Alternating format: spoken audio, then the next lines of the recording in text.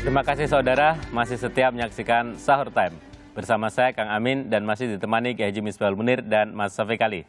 Sebelum melanjutkan perbincangan kita tentang ibadah, saya kembali mengingatkan saudara di rumah yang ingin ikut berdonasi di dakwah peduli COVID-19 bisa melalui rekening BCA 29120900915 atau bisa melalui situs kitabisa.com dengan memindai QR Code yang terdapat di layar televisi Anda. Donasi tersebut nantinya akan disalurkan kepada para guru ngaji, santri majelis taklim dan pesantren yang terdampak COVID-19. Nah, saudara, kita akan lanjutkan kepada para pertanyaan yang sudah disampaikan oleh para pemirsa di sesi ini. Yakni yang pertama kita bacakan dari saudara Roni di Klaten. Pak Kiai, manakah yang lebih afdol, manakah yang lebih utama, orang kaya yang bersyukur atas kekayaannya dan memanfaatkannya untuk kebaikan, atau orang miskin yang bersabar atas kemiskinannya? Terima kasih Kang Amin, ini sama-sama benar ini. Sama-sama afdol, sama-sama utama. Memang seharusnya orang yang kaya bersyukur, ya. Bersyukur dengan apa yang sudah diterima. Alhamdulillah, dengan kekayaan ini saya bisa bangun masjid. Alhamdulillah, dengan kekayaan ini saya bisa peduli kepada tetangga. Jadi memang apa amaliyahnya itu memang harus bersyukur. Lah kalau orang miskin mau bersyukur gimana? Saya masih kelaparan. Maka dengan cara bersabar. Dan ingat, sabar ini pahalanya besar Kang Amin. Karena itu sama-sama bisa ini Kang Amin. Orang yang kaya dengan cara bersyukur, orang yang miskin dengan cara bersabar. Sama-sama utama ini. Itu Kang Amin. Yeah. Nah, ada Bapak Lala di Indramayu. Apakah dengan melihat ujian berarti Allah melihat keimanan seseorang? Misalnya ada orang diuji gitu, berarti Allah ini sedang perhatikan dia gitu, Kiai? Ya, ada sebuah hadis, idza ahabballahu 'abdan ibtalahu.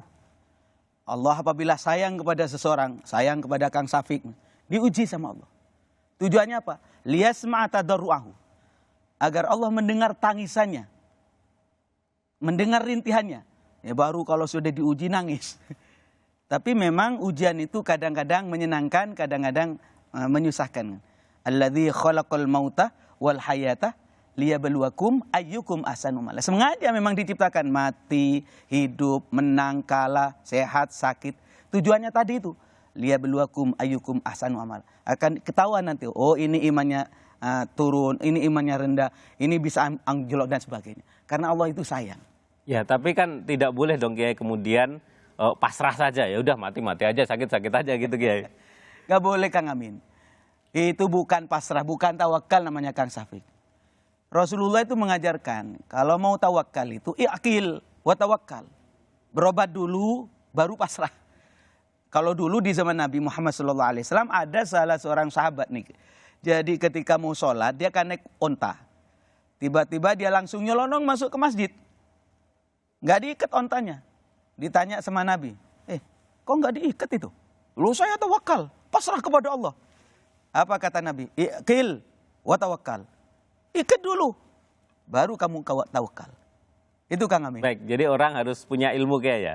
Nah, dan ini ada pertanyaan dari Mas Adi di Madiun. Kenapa kita harus berilmu? Nggak cukup iman saja Kiai. Kang Amin, orang beriman karena memang ada dasar ilmu. Amilus sholihat itu karena ada dasar ilmu.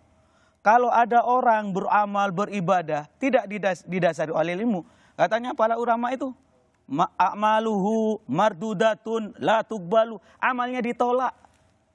Itu Kang Amin. Ada kemarin Kang Syafiq, ada orang tiba-tiba habis sholat asar, itu sholat sunat, 10 rakaat. Saya tanya, Mas, sholat apa tadi? Sholat tobat katanya. Lah, nggak ada Mas.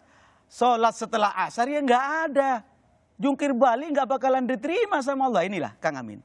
Jadi orang mau beramal soleh, orang beriman, ya didasari oleh ilmu. Ya. Itu Kang Amin. Baik Kiai, nah ini tentang ilmu Mas Syafiq. Bagi-bagi ilmu lah ya.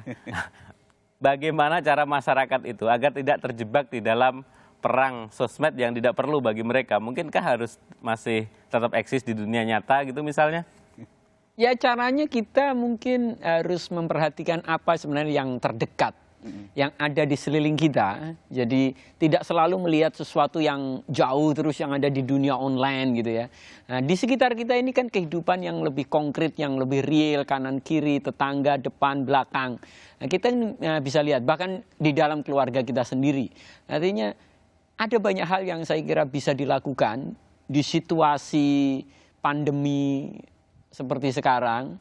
Itu kebaikan-kebaikan yang bisa dilakukan di lingkungan kita, mau di level keluarga, di level keluarga besar, di level RT, di level desa, di level seterusnya. Jadi banyak sekali hal, mulai dari ibaratnya ngecek atau mencari tahu apakah ada tetangga kita yang memang kesulitan. Karena kita tahu banyak orang yang kehilangan pekerjaan atau orang-orang yang selama ini penghasilannya harian juga kehilangan penghasilan. Nah, jadi kita bisa dengan daripada berpatroli online ibaratnya, kita masih jalan-jalan atau pakai protokol ya ibaratnya, masker dan seterusnya, untuk biar tahu, oh kalau ada tetangga kita yang memang kesulitan dan kita mungkin bisa membantu atau bisa mencarikan orang yang bisa membantu.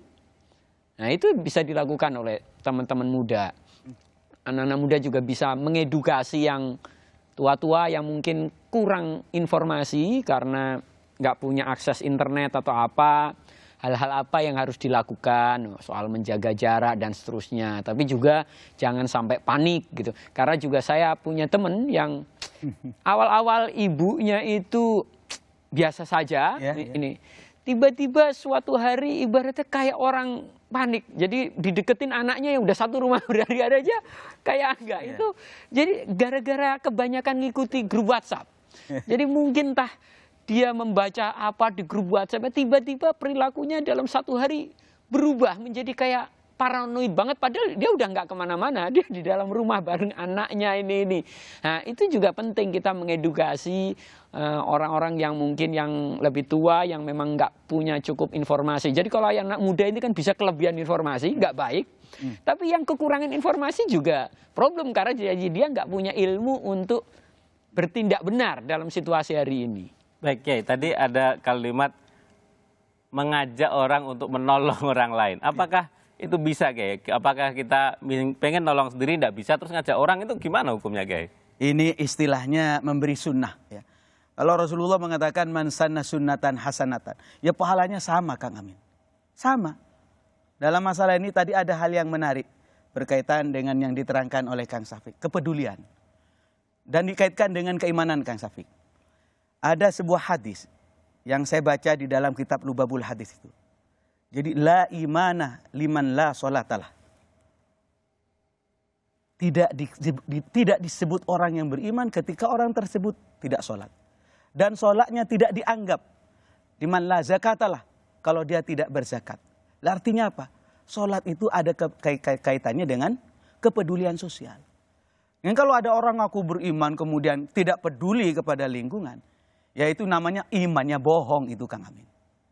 Baik, Kiai. Nah, Mas Safik, gimana sih cara kita ngingetin teman kita yang sudah kecanduan main sosmed gitu? Tidak harus selalu diingetin. Jadi kadang-kadang kalau kita mau membuat orang itu meninggalkan sesuatu, kadang-kadang tidak harus dengan omongan atau nasihat. Karena bisa-bisa yang ada perdebatan. Tapi dia harus diajak melakukan aktivitas lain. Jadi dialihkan perhatiannya.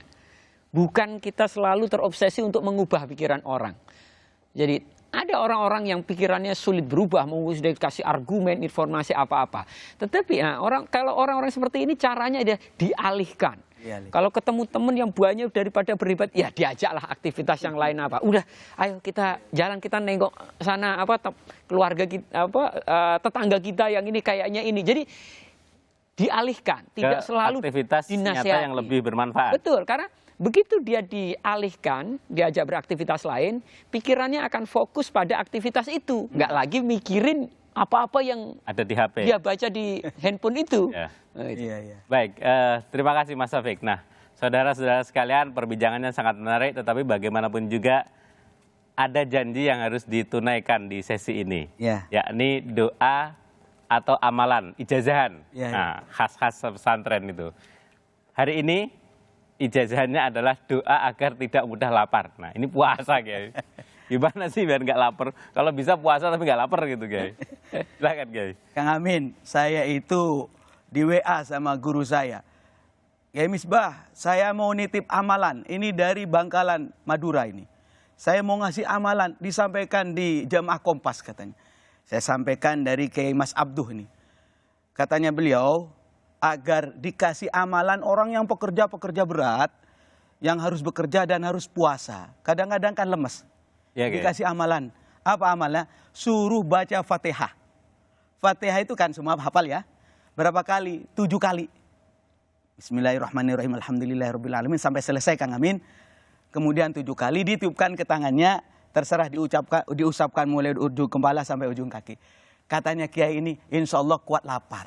Ini penting untuk menolong orang yang bekerja berat dan keras, tetapi harus menjalankan ibadah puasa. Untuk yang harus tetap bekerja, Ya. terutama di luaran, Ya. dan harus tetap puasa Kiai. Ya, itu Kang Amin.